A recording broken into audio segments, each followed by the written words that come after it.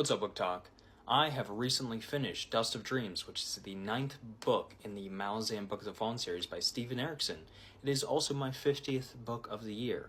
My goal for this year was to read 30 books, and I have overblown that by about 20, and I'm not even done with this year yet, so I'm going to pat myself on the back for reading big 5-0. We're going to see if we can get to 55 before the end of December, maybe, but putting everything that I just said aside, I want to talk about this book because for me, dog, it's gonna be a disappointment. It's gonna be a bit of a letdown.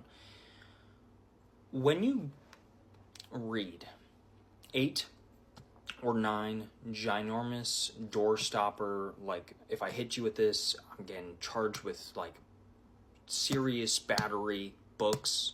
You know, this is considered a deadly weapon with how thick it is.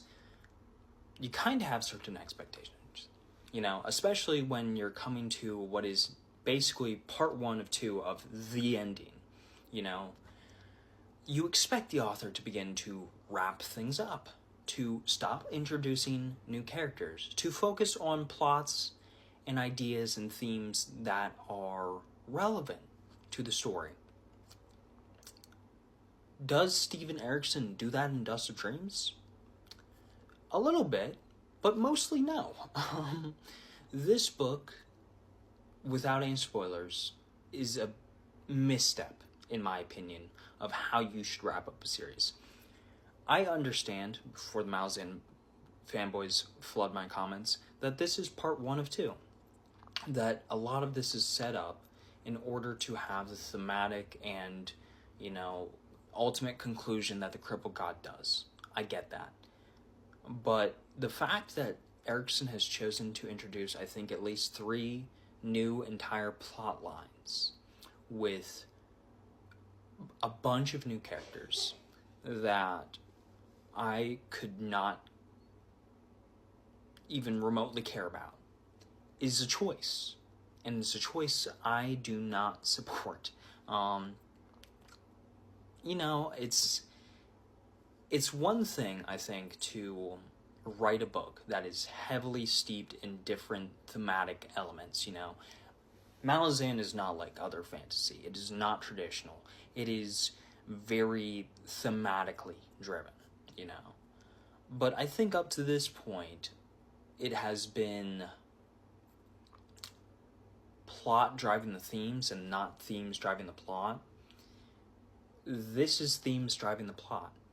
He is writing stories in order to make a point within his own series. And I can respect that intellectually. But as someone who's just here to read and have a good time, and who has fallen in love with his series, I think this is a misstep. I think the way that he introduces these characters and the things that he includes in this book is not necessary, in my opinion, for where this story, in my view, is going. This could have been used to set up and explain where other characters were. We could have been told where other pivotal, important characters were in this story, but we weren't. Instead, we are given a ton of new plots and characters that, yes, there's no doubt that it will work for some people. But for me, it's a huge miss.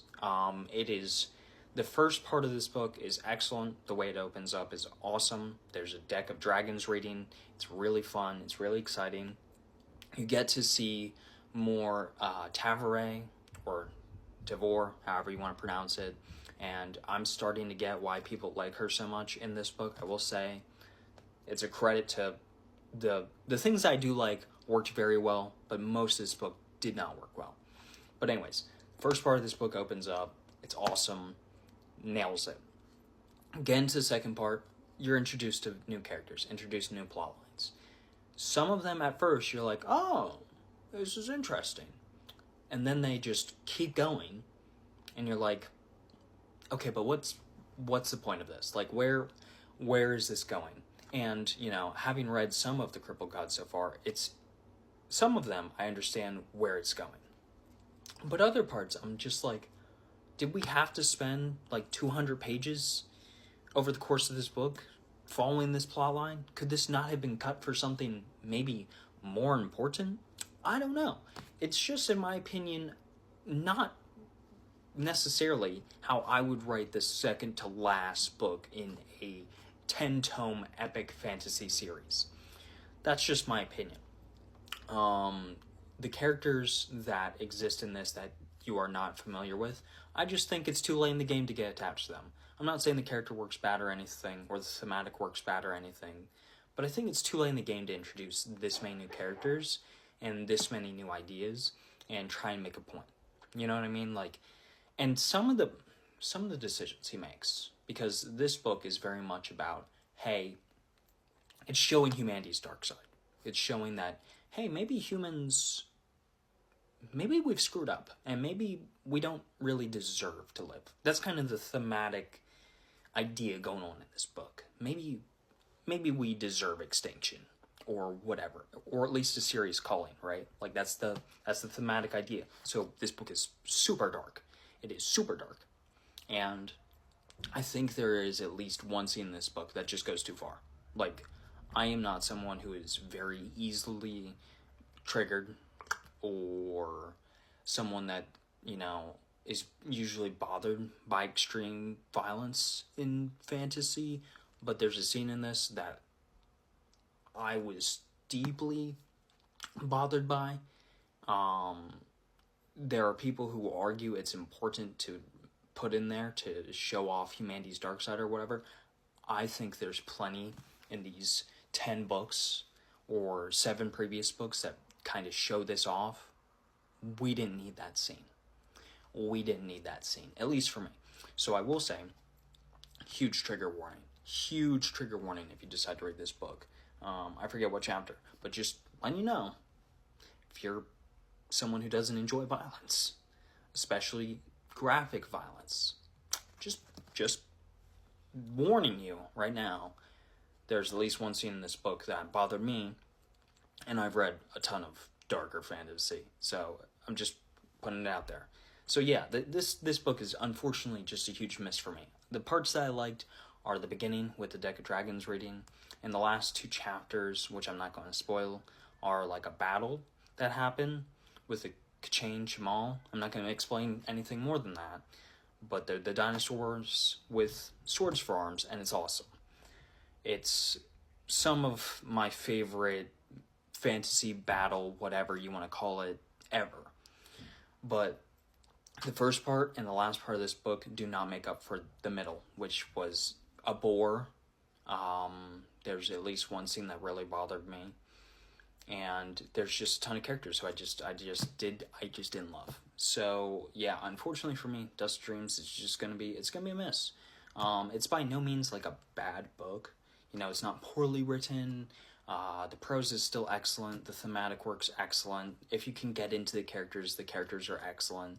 But for me, it's a huge letdown compared to Toll the Hounds, which came before it, and just every book that came before it. And this is going to become my absolute dead last Malazan book. It just did not work for me on basically any level except for the beginning and the absolute end. Thankfully, those parts are so good that I'm going to give this book a 7.5 out of 10. If it weren't for them, I'd probably give this like a 6. You know, this is just, unfortunately, one of my least favorite reads of the year, which is a huge disappointment because I absolutely adore this series, and, you know, it sucked. It sucked for me, at least. But having said all that, I am still very excited for The Crippled God, because so far it has been mind-blowingly good. So watch out for that review sometime later this week, hopefully.